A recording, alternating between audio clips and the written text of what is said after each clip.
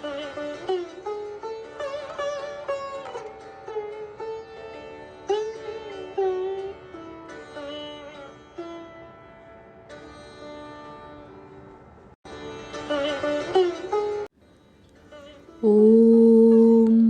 यथाग्नेर्दाहिका शक्ति रामकृष्णे स्थिता हिया सर्वविद्यास्वरूपां तां शारदां প্রণমাম্যহম।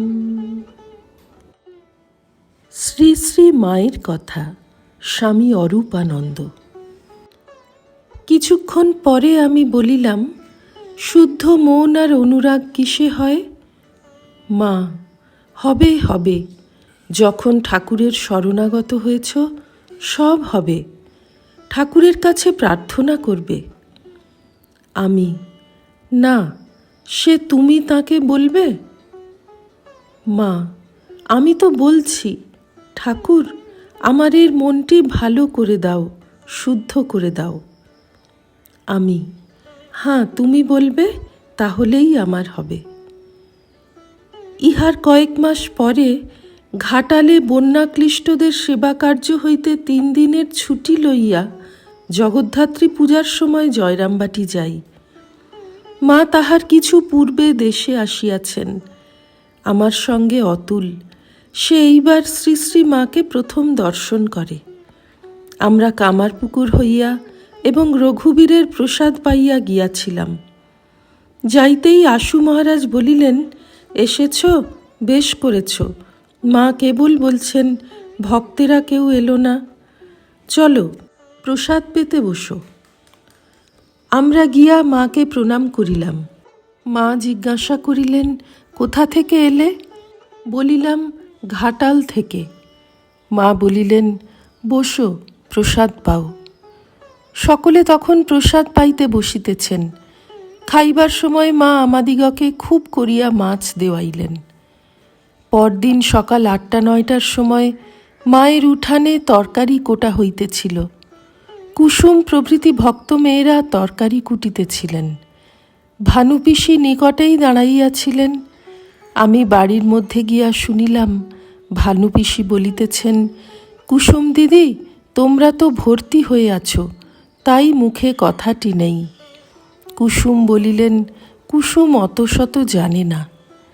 মা পাশ দিয়া যাইতেছিলেন, শুনিয়া বলিলেন, ভর্তি হলে কি হবে? ভর্তি হলে তো উপচে পড়বে, স্বভাব বদলালে তো হয়। তার পরদিন সকালেই আমরা রওয়ানা হইব। ভোরে বাড়ির মধ্যে গিয়া দেখি মা ভিজা কাপড়ে উঠানে দাঁড়াইয়া আছেন। কাপড় ছাড়িলে মাকে প্রণাম করিয়া আমি বিদায় লইলাম। বলিলাম, আবার আসব। অতুল স্কুলের ছেলের মতো বলিল, মনে রাখবেন। ঘাটালের সেবা কার্য শেষ করিয়া 1 পৌষ আমি পুনরায় জয়রামবাটি রওয়ানা হইলাম। অতুল বহুদূর অবধি সঙ্গে আসিয়া পথ দেখাইয়া দিয়া গেল। সন্ধ্যার কিছু পূর্বে পৌঁছিয়া দেখি মা তাহার ঘরের বারান্দায় পা মেলিয়া হাঁটুতে ঔষধ দিতেছেন। আমি প্রণাম করিয়া বসিলাম এবং জিজ্ঞাসা করিলাম, এ আবার কি ওষুধ দিচ্ছ? মা বলিলেন, এ একজন বলেছিল এই পাতা বেটে দিতে। সমস্ত দিন খাওনি?